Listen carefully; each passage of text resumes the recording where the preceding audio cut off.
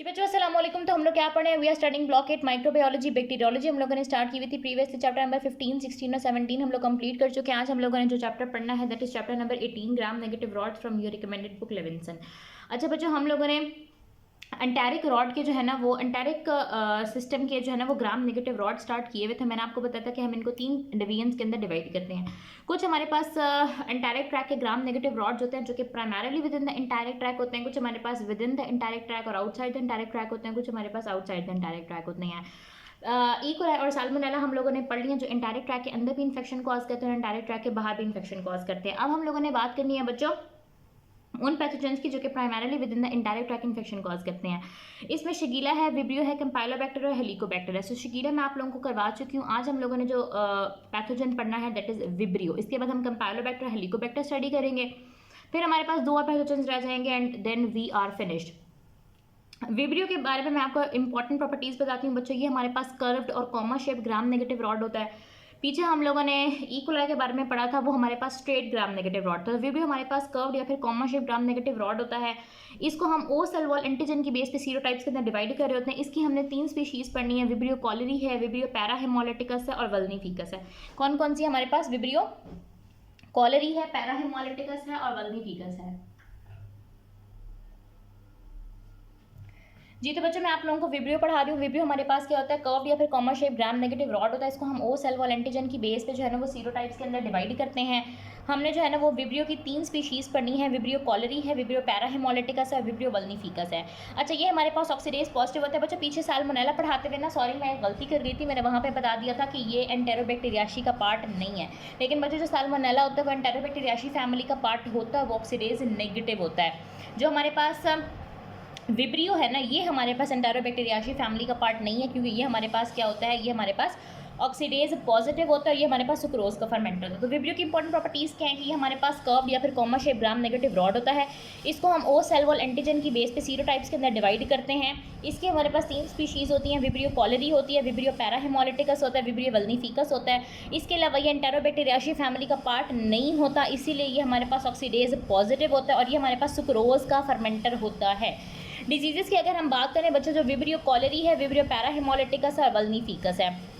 Vibrio cholerae बच्चों हमारे पास cholera cause कर रहा होता है जिसको हम उर्दू में हैज़ा भी बोलते हैं। जो विब्रियो पैराहेमोलिटिकस है बच्चों ये हमारे पास डायरिया कॉज करेगा, लेकिन ये ऐसा डायरिया कॉज करेगा जो कि एसोसिएटेड होता है रॉ सी फूड खाने के साथ, यानी कि कच्चा जो समुद्री खाना होता है ना, जैसे शेलफिश है, ऑयस्टर्स है, ये झींगे वगैरह जो होते हैं, अगर वो इम्प्रॉपरली कुक्ड हैं या कच्चे हैं तो उनको खाने से डायरिया हो सकता है विब्रियो पैराहेमोलिटिकस की वजह से। और विब्रियो वल्नीफिकस होता है बच्चों, वो हमारे पास सेलुलाइटिस और सेप्सिस कॉज कर रहा होता है। नेक्स्ट हम बात करते हैं विब्रियो कॉलरी की। सबसे पहले विब्रियो कॉलरी हमारे पास क्या कॉज करता है? कॉलरा कॉज करता है। ट्रांसमिशन कैसे होती है बच्चों? फीको ऑरल रूट से। Faecal contamination of water and food, यानी कि अगर आपने ऐसा खाना या पानी इस्तेमाल कर लिया जिसके अंदर जो फीकल फीसेस हैं वो मिली नहीं है और फीकली कंटेमिनेटेड है वो वाटर या फूड या पुअर सैनिटेशन है, तो उसकी वजह से आपको कॉलरा हो सकता है। अच्छा बच्चों एक बात आप लोगों ने याद रखनी है कि जो कॉलरा होता है ना ये हमेशा आउटब्रेक्स और एपिडेमिक्स की फॉर्म में होता है, यानी कि जो हैज़ा होता है ना इसकी वबाएँ फैलती हैं पुअर सैनिटेशन की वजह से। नेचुरल डिजास्टर्स वगैरह के बाद, सैलाब वगैरह के बाद जो है ना इस तरह के केसेस हमें देखने को मिलते हैं। सो अगर आप लोगों के पास सिनेरियो आएगा तो वो आपको सिनेरियो में बताएगा कि एक कोई एपिडेमिक है या आउटब्रेक है, नेचुरल डिजास्टर है, उसके बाद ठीक है। तो ये ट्रांसमिशन मैंने आपको बता दी। इसके विरुलेंस फैक्टर बच्चों हमारे पास क्या होते हैं? कॉलरा टॉक्सिन, जिसका दूसरा नाम है कॉलरेजन। इसके अलावा कॉलोनाइजेशन ऑफ स्मॉल इंटेस्टाइन। बहुत दफ़ा हम लोग कॉलरा टॉक्सिन के बारे में इसका जिक्र कर चुके हैं बच्चों। जब हम लोगों ने इकोलाई पढ़ा था वहाँ पे हमने हीट लाइबल टॉक्सिन पढ़ा था, उसका मैकेनिज्म ऑफ एक्शन भी सिमिलर टू कॉलरा टॉक्सिन था। इसके अलावा हम लोगों ने बैसिलस सीरियस पढ़ा, उसके एक टॉक्सिन का मैकेनिज्म ऑफ एक्शन भी कॉलरा टॉक्सिन जैसा था। इसके अलावा हम लोगों ने बैसिलस एंथ्रासिस पढ़ा, उसके एडीमा फैक्टर का मैकेनिज्म ऑफ एक्शन भी सिमिलर टू कॉलरा टॉक्सिन था। तो कॉलरा टॉक्सिन और कॉलोनाइजेशन बेसिकली क्या होता है कि जब आपने फीको ऑरल रूट के थ्रू विब्रियो कॉलरा इंजेस्ट किया, इंजेक्शन हुई लार्ज अमाउंट ऑफ बैक्टीरिया की, तो ये क्या करेगा आपके स्मॉल इंटेस्टाइन को जाके कॉलोनाइज कर लेगा, यानी स्मॉल इंटेस्टाइन में जाके ये इकट्ठा हो जाएगा। अब वहाँ पे ये कॉलोनाइज किस तरह से करता है बच्चों? की एक एंजाइम प्रोड्यूस कर रहा है जिसको कहते हैं म्यूसिनेज। अब इस एंजाइम का काम क्या होता है कि इसने म्यूसिनेज है, इसने एडहेरेंस प्रोवाइड करनी है to the cells of brush border, यानी कि स्मॉल इंटेस्टाइन के सेल्स के ऊपर चिपकने के लिए बैक्टीरिया विब्रियो कॉलरी ये म्यूसिनेज एंजाइम से क्रिएट करता है। एक दफ़ा स्मॉल इंटेस्टाइन में कॉलोनाइज हो जाए, फिर ये बैक्टीरिया वहाँ पे मल्टीप्लाई करता है और सिक्रीट करता है कॉलरा टॉक्सिन, और साथ में आपको सिम्टम आ जाते हैं कॉलरा के। तो बच्चों मैंने आप लोगों को क्या बात बताई है कि जो विब्रियो कॉलरी होती है ये कॉलरा कॉज कर रहा होता है। फीको ओरल रूट से इसकी ट्रांसमिशन होती है, faecal contamination of water and food या पुअर सैनिटेशन। विरुलेंस फैक्टर क्या होते हैं कि ये कॉलरा टॉक्सिन से क्रिएट कर रहा होता है, इसके अलावा कॉलोनाइज कर रहा होता है स्मॉल इंटेस्टाइन को। कॉलरा टॉक्सिन ये सिक्रीट करता है, कॉलोनाइज करता है स्मॉल इंटेस्टाइन को। फीको ओरल इसकी ट्रांसमिशन होती है, इंजेक्शन होती है लार्ज अमाउंट ऑफ बैक्टीरिया की। कॉलोनाइज करता है स्मॉल इंटेस्टाइन को बाय मीन्स ऑफ म्यूसिनेस, म्यूसिनेस सिक्रीट करेगा और ब्रश वाटर के साथ अटैच हो जाएगा, स्मॉल इंटेस्टाइन को कॉलोनाइज कर लेगा। फिर वहाँ स्मॉल इंटेस्टाइन में मल्टीप्लाई करेगा और कॉलरा टॉक्सिन सिक्रीट करेगा। अब कॉलरा टॉक्सिन हमारे पास बेसिकली बच्चों क्या होता है, कॉलरा टॉक्सिन के दो सब यूनिट्स होते हैं, एक होता है एक्टिव सब यूनिट, एक होता है बाइंडिंग सब यूनिट। जब हम लोगों ने बैसिलस एंथ्रासिस पढ़ा था, उसका जो एडिमा फैक्टर पढ़ा था, वहाँ पे भी इसका यही मैकेनिज्म ऑफ एक्शन था कि उसके भी एक्टिव सब यूनिट और बाइंडिंग सब यूनिट थे। सो कॉलरा टॉक्सिन का स्ट्रक्चर भी यही है बच्चों के, इसका एक एक्टिव सब यूनिट होता है और एक बाइंडिंग सब यूनिट। जो एक्टिव सब यूनिट होता है उसकी इंजाइमेटिक एक्टिविटी होती है और जो बाइंडिंग सब यूनिट होता है वो बाइंडिंग के लिए काम आता है। एक्टिव सब यूनिट बच्चों हमारे पास क्या करता है कि ये एडिनाइलेट साइक्लेज को स्टिमुलेट करता है, और जब भी एडिनाइलेट साइक्लेज की स्टिमुलेशन होती है हमेशा हमारे पास साइक्लिक एएमपी पैदा होती है।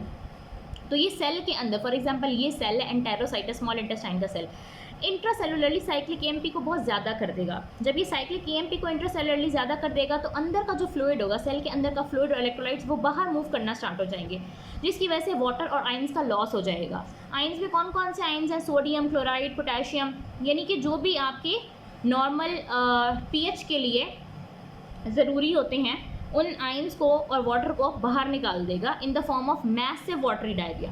अच्छा बच्चों आप लोगों ने एक बात याद रखनी है कि यहाँ पे किसी किस्म की कोई इन्वेजन नहीं होती, सिर्फ कॉलरा टॉक्सिन की प्रोडक्शन है। अब चूंकि यहाँ पे इन्वेजन नहीं हो रही तो फीसेस के अंदर या डायरिया के अंदर किसी भी किस्म के आरबीसीज या डब्ल्यूबीसीज देखने को नहीं मिलते, क्योंकि ये non invasive diarrhoea, just toxin की प्रोडक्शन टॉक्सिजेनिक है। अच्छा ये वाटरी डायरिया इतना ज़्यादा अमाउंट में होता है और इतना ज़्यादा फ्रीक्वेंट होता है, यानी कि हर 10 मिनट के बाद बंदे को वॉशरूम जाना पड़ता है और बहुत अमाउंट में फ्लूइड का लॉस हो जाता है, प्रोफ्यूज वाटरी डायरिया होता है।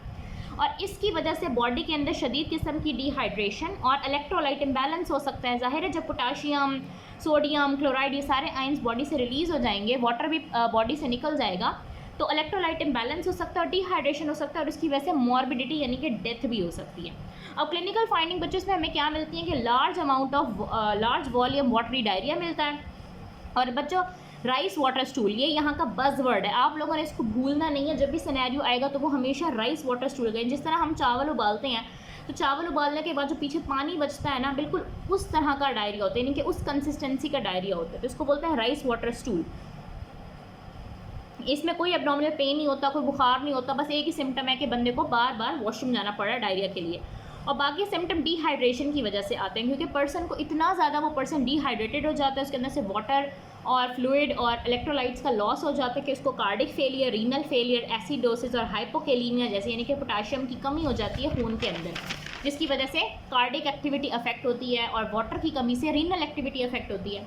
हम लैब में इसको किस तरह से डायग्नोस करते हैं बच्चों, हम स्टूल का सैंपल लेते हैं, स्टूल स्पेसिमेन लेते हैं, उसको मैकॉन के आगार पे देखते हैं। तो चूँकि ये स्लो लैक्टोज फर्मेंटर है, मतलब हम ये नहीं कह सकते कि ये नॉन लैक्टोज फर्मेंटर है विब्रियो कॉलरी, लेकिन ये बहुत स्लो लैक्टोज फर्मेंटर है, तो हमें कलरलेस कॉलोनीज और मैकॉन की एगारें मिलती हैं।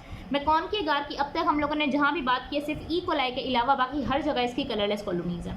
टीएसआई अगार पे बच्चों ये एसिडिक स्लांट और एसिडिक बट देता है with no gas no H2S। इसके अंदर ना कोई गैस प्रोड्यूस होती है ना कोई H2S प्रोड्यूस होता है, जस्ट लाइक शिगीला के अंदर भी कोई गैस और कोई H2S नहीं है। इसी तरह विब्रियो कॉलरी के अंदर भी कोई गैस कोई H2S नहीं है। यहाँ पे एसिडिक स्लांट है और एसिडिक बट है, यानी कि ऊपर भी येलो शेड होगा नीचे भी येलो। मेरे पास यहाँ पे पिक्चर नहीं है तो आप ऐसे इमेजिन कर लो कि जो हमारे पास स्लांट है वो भी सारा येलो होगा और जो बट है वो भी सारा येलो होगा।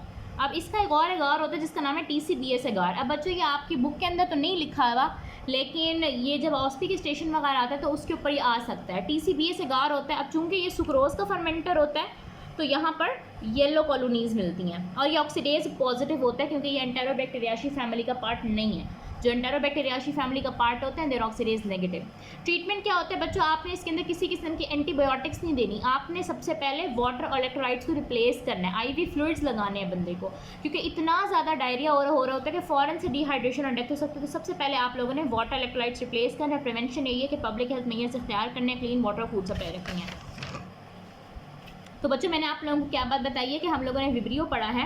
विब्रियो हमारे पास क्या होता है, curved comma shaped gram negative rod होता है। इसको सीरोटाइप्स के अंदर हम डिवाइड करते हैं। इसकी 3 स्पीशीज़ होती हैं। इसमें हमारे पास क्या क्या आ जाता है, विब्रियो कॉलरी आ जाता है, विब्रियो पैराहेमोलिटिकस आ जाता है और विब्रियो वल्निफिकस आ जाता है। फिर हमने बात की कि ऑक्सीडेज पॉजिटिव होता है। इसकी डिजीज़ की हमने बात की, कॉलरी है तो कॉलरा कॉज करता है, पैराहेमोलिटिकस और वल्निफिकस हम लोग अभी पढ़ते हैं। फिर हम लोगों ने कॉलरा के बारे में पढ़ा था कि ट्रांसमिशन कैसे होती है, फीको ऑरल रूट से। विरुलेंस फैक्टर क्या है, कॉलरा टॉक्सिन और कॉलोनाइजेशन। फीको ऑरल रूट से ट्रांसमिशन, उसके बाद स्मॉल इंटेस्टाइन पर जाकर अटैच होता है, वहाँ पर मल्टीप्लाई होता है, कॉलरा टॉक्सिन सिक्रीट करता है। कॉलरा टॉक्सिन के 2 सब यूनिट होते हैं, एक्टिव सब यूनिट, बाइंडिंग सब यूनिट। एक्टिव सब यूनिट क्या करता है, डिनाइलेट साइक्लेज को स्टिमुलेट करके इंट्रासेलुलरली साइक्लिक एमपी को बहुत ज़्यादा कर देता है, जिसकी वजह से लॉस ऑफ आयंस और वाटर ना स्टार्ट हो जाता है, मैसिव वाटरी डायरिया होता है, डिहाइड्रेशन की वजह से मॉर्बिडिटी डेथ भी हो सकती है। क्लिनिकल फाइंडिंग में राइस वाटर स्टूल आपने याद रखना, डिहाइड्रेशन के सिम्टम याद रखने हैं। फिर लैब डायग्नोसिस के अंदर आपने मैकॉन के अगार के ऊपर कलरलेस कॉलोनीज, टीएसआई अगार के ऊपर एसिडिक स्लांट, एसिडिक बाट, नो गैस, नो H2S याद रखनी है, TCBS अगार याद रखना है, ऑक्सीडेज पॉजिटिव, और ट्रीटमेंट सिंपल है, replacement of water and electrolytes. उसके बाद हमारे पास आ जाता है विब्रियो पैराहेमोलिटिकस और विब्रियो वल्निफिकस। ये करके फिर वीडियो एंड करते हैं। ये बच्चों एग्जाम पॉइंट ऑफ व्यू से इतने ज़्यादा इंपॉर्टेंट नहीं है, लेकिन बस इसकी डिजीजेस और थोड़ी बहुत क्लिनिकल फाइंडिंग आनी चाहिए। विब्रियो पैराहेमोलिटिकस मैंने आपको बताया कि diarrhoea associated with eating raw या फिर improperly cooked sea food. Virulence factor इसका भी वही टॉक्सिन होता है, जिस तरह कॉलरा टॉक्सिन इस तरह इसका टॉक्सिन। क्लिनिकल फाइंडिंग क्या है कि इसके अंदर वाटरी डायरिया होता है, नॉजिया, वॉमिटिंग, एब्डोमिनल क्रैम्प्स और फीवर। और लैब डायग्नोसिस हमारे पास क्या है, क्योंकि ये सी फूड है ना, तो सी से आपने याद रखना है कि सी के अंदर क्या होता है, नमक होता है बहुत ज़्यादा। तो इसकी लैब डायग्नोसिस यही है कि इसको हमने ग्रो करना है 8% NaCl सोल्यूशन के अंदर, ठीक है। और अगर आप लोगों को याद हो तो हमने एक 6.5% NaCl सोल्यूशन के अंदर भी ये ग्रोथ पढ़ी थी एक दफ़ा ग्राम पॉजिटिव कोकाई के अंदर। वो आप लोगों ने मुझे कमेंट्स में बताना है वो हमने कहाँ पे पढ़ी थी, 6.5% NaCl सोल्यूशन। विब्रियो वल्निफिकस है जो हमारे पास सेलुलाइटिस और सेप्सिस कराता है। सेलुलाइटिस होता है शेलफिश हैंडलर्स के अंदर, यानी जो लोग मछेरे होते हैं या मछली का कारोबार करते हैं उनके अंदर। और सेप्सिस होता है उन इम्यूनो कॉम्प्रोमाइज इंडिविजुअल्स के अंदर जिनकी इम्यूनिटी कम हो और वो रॉ शेलफिश को खा लें, ठीक है बच्चों। इसके बाद नेक्स्ट हम लोगों ने इंशाल्लाह कंपाइलोबैक्टर स्टार्ट करना है, so stay tune for that. और मेरे चैनल को सब्सक्राइब करें प्लीज़ और अपने फ्रेंड्स के साथ भी शेयर करें। यहाँ तक उम्मीद है आप लोगों को सारी बातें क्लियर हो गई होंगी। नेक्स्ट हम लोगों ने इंशाल्लाह कंपाइलोबैक्टर पढ़ना है और हेलिकोबैक्टर पढ़ना है, H. पाइलोरी भी जिसको कहा जाता है।